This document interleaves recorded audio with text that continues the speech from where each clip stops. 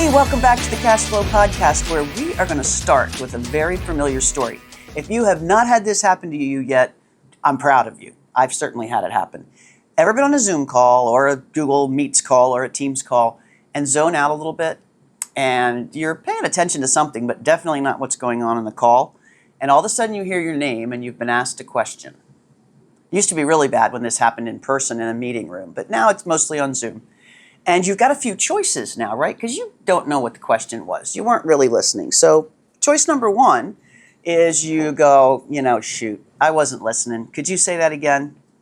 Choice number two is you give like a really vague answer that's kind of half-assed and stands a pretty good chance of not answering the wrong question, but it's not very specific and detailed. Doesn't give anybody a lot of information, hoping to get a follow-up that'll help you narrow it down. And the third is you jump in the water, off the bridge, into the water, and give a very specific, detailed answer, and it may or may not be to the right question. So let's take the example and expand it. And let's say you look at your bank account balance and it's got a number on it. And you have the same three choices. I haven't really been paying attention to what's going on in there, and it's got a number, and I need to make a decision.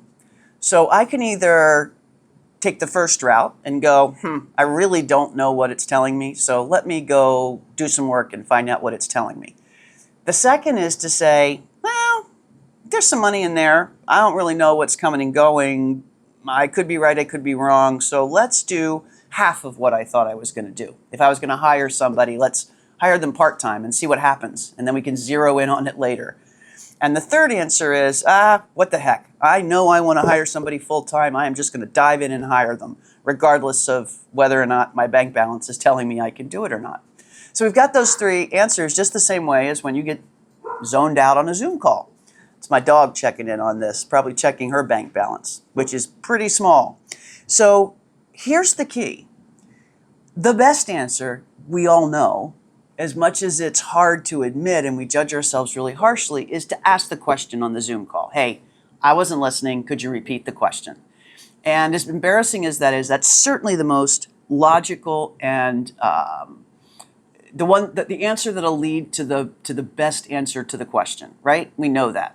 It's the same thing with our books. Now, we're running at breakneck speed, and there is data everywhere coming at us. And the data coming from our bank account the same way. But it's just data getting kind of splashed in our face or on our glasses or on our screen. And honestly, we can't do anything with it. I often say to my clients, to anybody I'm speaking to, if you just get a piece of paper with numbers on it, throw it away. It's not any good to you. If that's what your bookkeeper's handing you or that's what your system's handing you, it's a waste of your time. There's no context. You can't make any decisions with just data. What you can make a decision with is a story. Okay? And guess what? Those numbers in the bank account, although you can't tell when you're looking at the balance, they're telling you a story about what's happening in your business day in and day out. It knows, believe it or not, as much as you do, and sometimes a little bit more, about what's really happening in your business. Like, is your margin quietly whispering, help me? Is your cash flow all of a sudden slowing down? Is your overhead gone off on a run without you? Your bank account often knows that information before you do. But if we're kind of zoned out and not paying attention to it, we're not going to hear the story. And a lot of times people think, and I do recommend this if you're a bigger company for sure, or if you've been in place for a long time, or if you have tough decisions to make, a bookkeeper is the person that translates that bank account information into a story.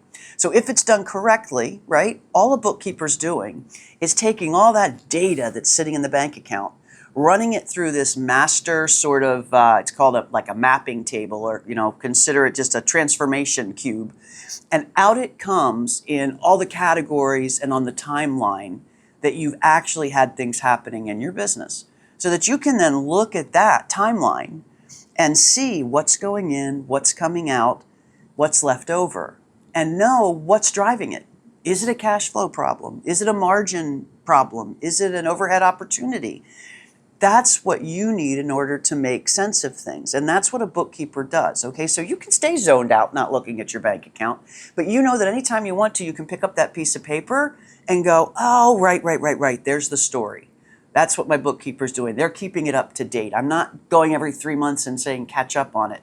I actually can look at it and say, hey, oh, yeah, I see that story. I do have a little bit of extra money to take care of this opportunity, to pay myself some more, to invest in marketing, to hire somebody, whatever it might be for you that you need to do or make a decision about in your business. You need a number story in order to do that, as opposed to just a batch of numbers on a piece of paper. So not all of us can afford a bookkeeper. Not all of us need really a bookkeeper. Not all of us want to go through the process of hiring a bookkeeper and going a little crazy trying to get them trained on our business and all of that.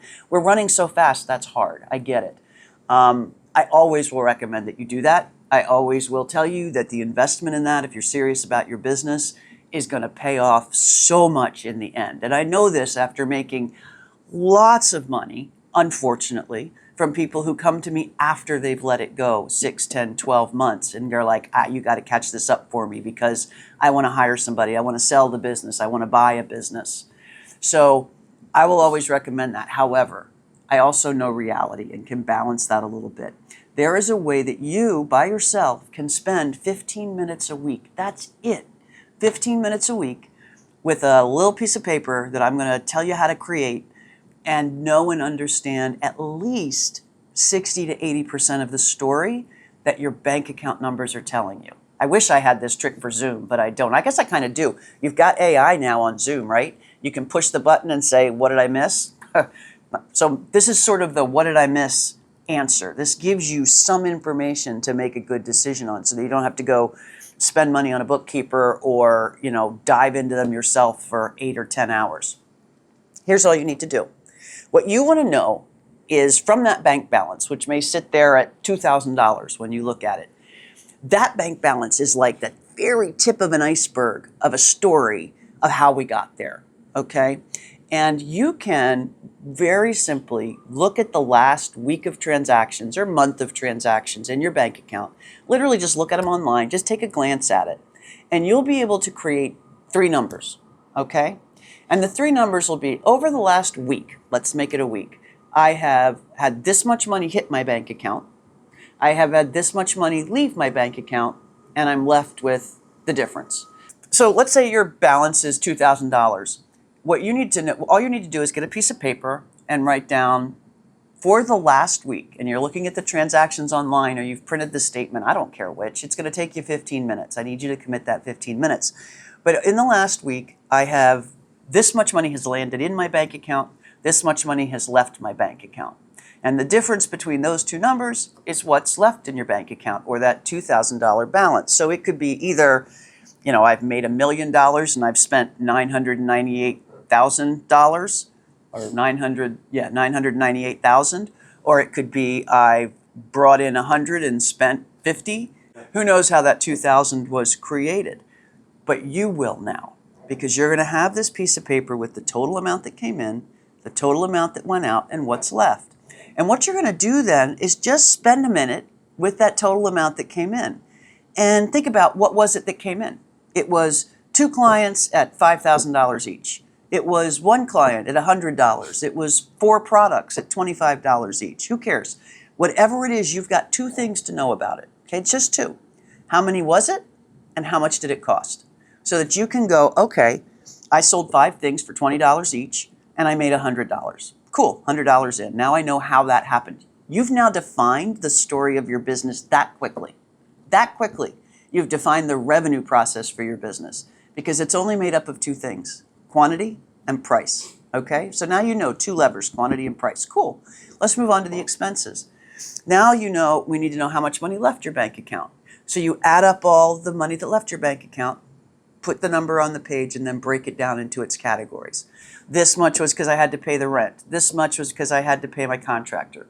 This much was because I had to go to an event. Okay? So now you know what makes up those expenses. So you've taken now one number with just, and literally this hasn't even taken 5 minutes, 5 minutes yet, much less 15. You've taken a single number that you stared at that made you kind of go, I don't know what that means. And you've created something that tells you all of your business levers. That's simple. That's what a bookkeeper does in mass for you, right? Like, this is a very narrow exercise. but it gets you to an answer, right? What you're looking for.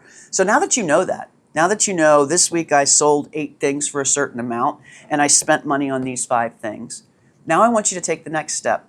And I want you to make, you don't have to make 11 columns, but make 5 columns for the next 5 weeks that are coming up. And I want you to think about, and I know I'm not even going to use the word that this is called because it scares people off, but all I want you to think about is next week, how many things am I going to sell for what price? And put that number in the incoming line of your second column, okay? And then I want you to think about, how much am I going to spend next week? Of all these things that I spent on this week, how many recur next week? How many new ones pop up next week? Guess what? Now you've just taken a look forward. You've taken a look 1 week forward in your business so that you can now answer that question of, can I hire somebody? Almost. I want you to add 4 more columns then after that. Look at the next 5 weeks. And I know the word I didn't want to use is forecast because it is a little bit scary, but that's all it is. All it is saying, hey, for this money that comes in, what drives it and how much of that's going to happen over the next 4 weeks? And then for the money that goes out, what drives it and how much of those things are going to happen over the next 4 weeks, 5 weeks? And those things that happen over the next 5 weeks, that's your business story, right? And by the way, when you add all that up, it comes up to what your balance is going to be at the end of each week. So if you're ready to make any decisions, you add those decisions to it. I'm going to hire somebody in 2 weeks. So in 2 weeks, I start adding the payroll for that person.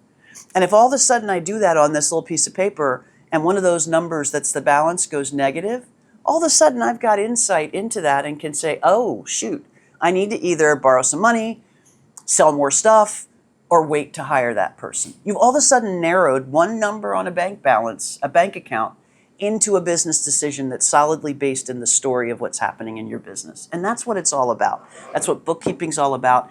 And that's how you can kind of put a quick patch on things to get a reasonable answer when you have to make a tough business decision. So I hope this was helpful. Hit on the link down below if you want it to be a little fancier, but definitely hear the story from your bank balance so you're not caught with that, uh-oh, what do I do now? I just heard my name. Take care.